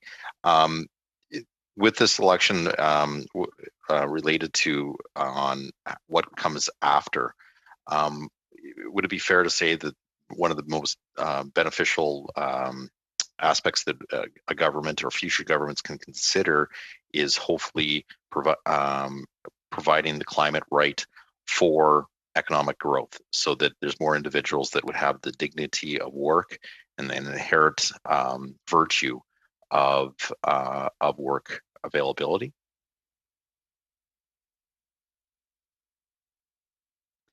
Thank you. So if I'm understanding correctly, you're speaking broader to future government actions just to reduce economic inequality and social inequality, to empower everyone to live in dignity, to live at a dignified level, so that people aren't just getting the bare necessities, but they're living comfortably. And to that I say absolutely. I think the way we phrase it is not just economic growth, but things like our social security system and our welfare systems meeting. Right now, they're all offering incomes and income payments that are below the poverty line. So just as the federal government working with provinces to better support those provinces to provide dignified income supports and to provide things like housing, I think these are all greater systemic issues that will allow people to not live so precariously and to not live so desperately just to meet the bare necessities. And once those are met, and once people can live in dignity, they can better engage in democratic vote processes. They can better engage in things like voting, because they sort of will feel like they have the time and energy to give to voting processes, which take a lot of time to reflect and think critically about. And sure, how much time do I have? That's all the time that you have. Thank you. Next, we've got Mr. Garrettson, please. Madam Chair, I believe Ms. Duncan is going to take my time. Sorry about that. Dr. Duncan, please. Thank you, Madam Chair. And I'd like to say thank you to Mr. Earl, Ms. Fletcher, Ms. Renaud. Thank you for the work you do. Thank you for your important testimony today. And Mr. Earl, thank you for the work you do in long-term care. is not an easy time right now. We appreciate your work. Mr. Earl, I like what you've written before. You said, I want to especially encourage people with intellectual disabilities to vote. It is our right and we should use it. Mr. Earl, what would help your members vote? Please. Thank you so much, Ms. Duncan, and it's so great to see you. And we've crossed paths over the years. Where you've been a huge champion of pushing the agenda forward. So thank you. Look, what we want truly to have accessible is we have to recognize that in order for people to vote, that we need to make sure that all tools are accessible, and we'll continue to push photos on ballots. We'll continue to make sure that that is an avenue that our members have strongly been supportive. But we will also make sure that, we also want to encourage that many also take the opportunity to also work during an election as well. Give them that opportunity and experience, because it's extremely important when you see so many saying, have you applied for a job? Well, we know so many people that are below the poverty line that would really benefit even the experience of that. And we know we talked about a little bit of phone that about phone voting that certainly would help. But I'm referring there on that in terms of I'm curious about how BC handled that and what the numbers come from that. But and mail and ballots extremely important, but also making sure that we have information that everyone works together to make sure that people have that information on who they know who to vote for and who the candidates are, because write-in is spelling and all that is very challenging for a lot of our members, and that's why a lot of us have our supporters that will do that. Also, the other thing is that in group homes, etc., when people have support workers that at this point can only vote help one person, it's really important that in group homes and institutions that that support person be able to help more than one person, as so many people across this country who are in isolation don't actually have families or have that support connection, and that would help homeless. That would help, etc., having that support aspect. Mr. Earl, it's so good to see you too. I'm very delighted to see you today, and thank you for that. Perhaps I'll ask Mr. Earl and Ms. Fletcher. I know People First of Canada has had Zoom meetings with your members across the country, and I'm wondering what people's experiences are right now during COVID-19, and if you'd like to tell us about that. Absolutely. We just held an event not too long ago called Conversation of Corey. And I can't begin to tell you this struggles people are going through. One of the top of minds right now is the mental health crisis in this country. People are isolated. People are lonely. Just think about all of us at the end of the day. All of us get to go home. So many don't. So many are struggling because they're alone, because they have no one next to them. So many have shared their tears, shared their that they just want this whole pandemic to be over. So many have said that they're worried about the holidays even becoming worse for them. So many have shared how their mental health has not only increased, but it's really made them think that what is there to life when there's not to do anything anymore. These are stories of everyday Canadians now, and in people with intellectual disabilities, they don't have that ability. Like, they're lonely, and so many of them are isolated today. And just think about some people that are in group homes and etc., who already feel that as is, but now cannot go and hang out with people that they wish. So when people across the country shared their experience, you can't only begin to say feel hopeless. Because that's what we felt. We felt hopeless because we want to try to help each and every person to have the best quality of life. But this pandemic, and before the pandemic, people's lives were still hanging in the balance because the struggles that they go through only became a lot more severe during the pandemic. So we really need to, yeah. Mr. Earl, thank you. And they're lucky to have you and the fact that you listen, and we appreciate that. Ms. Fletcher, do you want to add to Mr. Earl's words, please? Sure. I'll just add a quick little, I know your time is running out.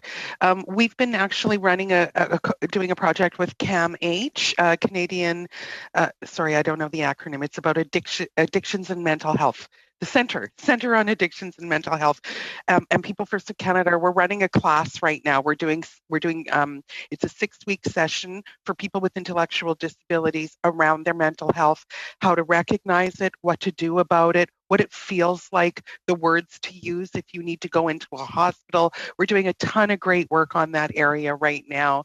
And the other thing is, like Corey said, this pandemic for our folks has just been so life altering for them. They aren't able, people who live in care are not able to see their families. People who barely make, are we out of time? Yeah, we are. Sorry. Thank you. Monsieur Terrien, 2.5 minutes, sorry. Merci, Madame. Thank you very much, Madam Chair.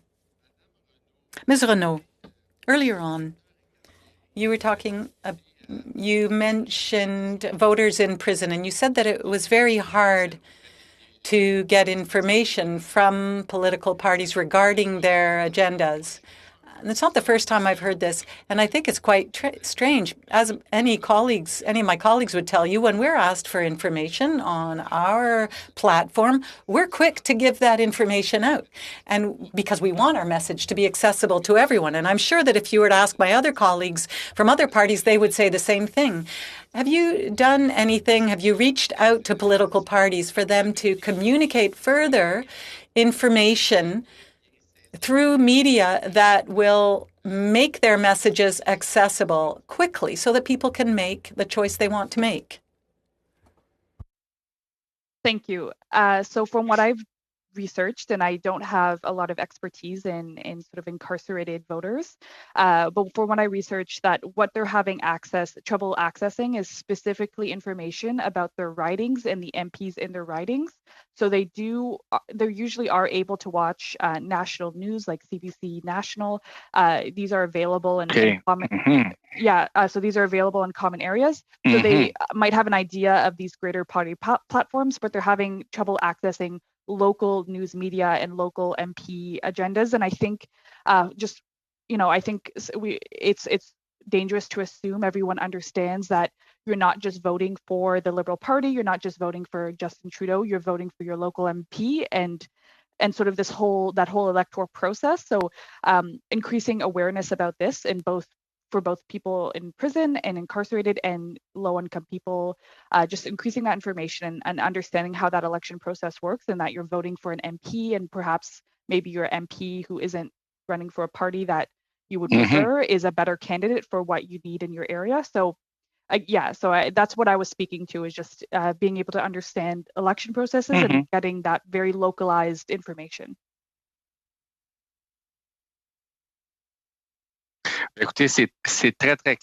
Well, that's very, very clear. And I think that we need to find a way to provide information. I'm sure I don't have much time left, but for Mr. Earl and Ms. Fletcher, quickly. So temporary voting stations, what would you like to see in the way of mobile or temporary voting stations? As we've indicated, we like pop-up stations in long-term care homes, group homes, in institutions, such as they do at universities. In a quick summary of that. Thank you. That's excellent. No, I gave you some leeway there, Monsieur Terrien, because I know translation, takes a little extra time. Merci beaucoup, Madame la Présidente. Thank you, Madam Chair. Thank you, Ms. Renaud. I was asking a question earlier about what Elections Canada might do to better mobilize the shelter network to support Canada's homeless in the event of a pandemic election. I'm just wondering if we might be able to pick up where we left off. Thank you. So I think I spoke briefly to this earlier, that shelters have had to reduce capacity. So you actually are seeing less shelter users, so less people who are homeless who are being able to access resources, who are having daily interactions with social workers in shelters. So I think using shelter workers and using these networks to also reach out to advocates, homelessness advocates who are very grassroots, who work in encampments, who help fundraise to provide basic necessities to encampment residents, using them to give them information that is accessible, offered in different languages, offered in Indigenous languages, letting them disperse to those people who are living on the streets, because sometimes a lot of homeless people are actually feeling safer on the streets than in shelters from spread of COVID. So I think it's going to be a bigger challenge during a pandemic to reach homeless people because of this reduced capacity in shelters. So I think it's going to take a lot of communication, organizing, and taking advantage of these amazing advocates who might not be official shelter workers, but are there on the ground, are very willing to help empower homeless people in Canada as much as possible. Do you think where there are large encampments, it might make sense to try and have a polling station? Yes, I know. Well, I know in winter in many of our colder provinces, these encampments tend to dwindle down. People tend to try to find couch surfing in the winter. They use emergency winter shelters. So I think you're going to see less great encampments like we did over the summer. But that being said, especially in Vancouver and in climates that are a little bit warmer, I would definitely think having a polling station right next to the encampments, so that people who are, struggling and panhandling and struggling to sort of just feed themselves, making it as easy for them as possible, so they're only taking maybe 10 minutes of their day to go vote. I think that's going to be crucial in encouraging our homeless populations to vote. Right on. Thank you very much. Thank you. That's all the time we have for formal questions. Once again, I'd like to thank both of your organizations and all of the witnesses. You've done a wonderful job, and I hope that we will appropriately be able to reflect your comments and feedback into our recommendations of the report. So you're free to log off at this point. I just wanted to cover a couple of things with the regular committee members just before we end today's meeting. Thank you. Thank you. Thank you. Now to the rest of the members, let me just. Okay, I just wanted to inform you about a couple of things. In our last meeting, there was a desire to go in camera and take a look at some issues with MP security risks and have some of the witnesses back in order to do so. So the clerk has checked into availability for times. I heard that through the whips that there might be evening Monday slots available to committees. They're on a first come, first served basis. So we looked into that slot, and those slots are all taken until January 25th. So January 25th would be the next Monday evening time slot that we would have available. We have put our name in to hold that spot for now. If we end up having to, take that long to meet on that issue. There is a second option I wanted to present to the committee. The second option would be meeting after the House rises. And so there is some capacity for us to meet the week after, and that would be the date of December 14th. Yes. It would be the week of December 14th, and so we could have December 15th, would be the actual date. December 15th at our regular time slot, 11 to 1. It would be the Tuesday after the House rises. So it's up to you guys. Those are the two options. We've got January 25th, which would be after the House resumes again on a Monday evening, or we have, during the winter break or constituency time of December 15th. Do you have a preference? Actually, I just put up my hand. It's Karen Vecchio, and okay. Perhaps Alain Therian can assist with this as working with the Quebec House leadership. There has been no agreement after December 11th to allow committees or for the House to sit in hybrid format. So I would really hope that this is something that I know is extremely important to many of the opposition members, the ability to continue to meet. And I think this is exactly the case as we're seeing right now, that there's lots of work to be done. And we need to there has not been an actual formalization or anything coming from the government on the plans after December the 11th. So perhaps you can work on that for us as well. Ruby, thank you. That'd be a miracle worker then, but thank you for informing me about that, Ms. Vecchio. I think we were just looking at it in terms of the IT resources. I hadn't realized, and you are very correct, that I'll probably look into that a little bit further as to whether there is some agreement that can come about on that. So we'll just hold the time slot for January 25th for now, and then I will send you, I'll update you in one of our next meetings as to what's happening with the security risk meeting. Wanted to remind you for Tuesday's meeting, the next meeting we have for this committee, we're going to be considering the interim draft report. And Andre, if you want to give any feedback to the committee members, now's the good time. I think he's going to get us the draft report before the weekend starts. So sometime tomorrow, hopefully, so that you have the weekend to look over it. Okay, I'm getting a thumbs up, so that's correct. You should be receiving that tomorrow, so you have the weekend and Monday to mull it over. And Madam Chair, would that be, excuse me for interrupting, I assume that would draft report or the draft interim report would be sent to our P9 accounts, is that correct? Yes. Do you receive other emails and notices through your P9? Thank you.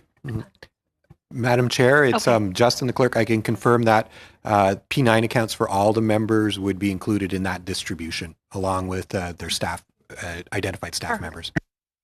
Perfect. Okay. There's usually the only time there's an exception to that is if you've requested that another email be used, so your P9 is not flooded. So that would be that, and so tomorrow you should receive that. I would hope that the deadline for recommendations for that. So think about recommendations as you're going through the draft report over the weekend, and please bring suggested recommendations to that meeting on Tuesday. The deadline for recommendations for Andre to be able to insert into the report is later on that day, Tuesday, December the 1st at 5 p.m. So you will have the opportunity of that committee time that day to talk about our recommendations and all of that, and then a few hours after the committee to make the submission into Andre. So I think that'll be a good way of doing it so that we have the benefit of talking to each other about them and see where people are at. The witnesses for the study on prorogation, we have our first meeting for December 10th, and that's going to be 90 minutes. That's a 3-hour meeting. The first 90 minutes will be for continuation of our study, and we have hopefully Chief Medical Officer, of Quebec and Ontario in, and then the other portion, 90 minutes of that meeting, will be for the prorogation study. Some parties have submitted a witness. I would hope that all the parties could submit their choice of witness in as soon as possible. So we were talking about having a constitutional or an academic in that portion. We would only have enough space for, at the most 4 people on that panel. So I'm just looking for one recommendation, really, each. And as for that whole study, if you could start submitting recommendations for witnesses for the prorogation study as well, so that the clerk will have enough time to slot it in over the winter break and start talking to witnesses so that we can be prepared when we come back. It gives him some flexibility to go back and forth with different organizations and people. So the suggestion would be that by December 11th, which is the last sitting day of the House, we have the complete list of witnesses from all the parties for that whole study, or as complete as you can make it so that we can start planning. And that's it. Any questions? So I just need the one witness for now, and then by December 11th, the rest of the witnesses for the prorogation issue. Yeah, okay. Any questions in the room there? Does anyone? No? Okay, all right then, great. See you guys on Tuesday. Have a great weekend. Bye.